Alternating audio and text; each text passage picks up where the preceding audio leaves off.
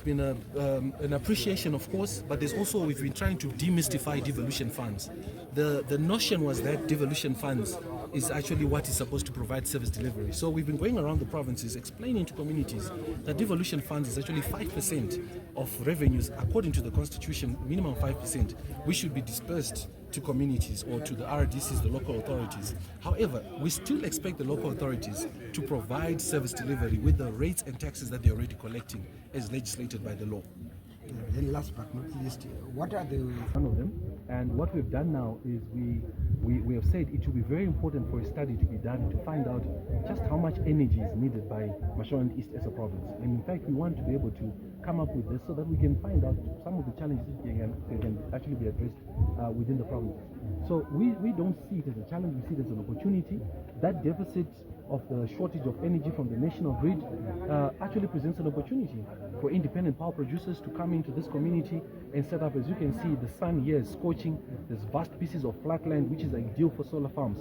So I think it's quite ideal that we can have that. But the other challenge that I saw, there's unemployment. A lot of youths are not employed, as you can see from the gathering here.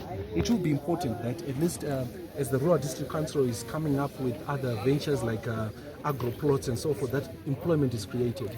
I'm hearing that there are other tourism ventures which are starting in, but I think what is important is any investor who's coming into the community, some of the challenges I'm hearing, they need to engage the community.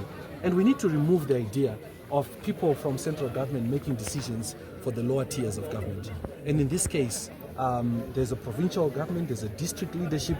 I think it is very unfortunate that certain decisions are being made in line ministries instead of being made within the local authorities and the communities at large. So we're seeing that sometimes there's resistance when investors come because there was no community engagement at all, because the person who signed the lease for the land or the person who approved the project has never been to this community.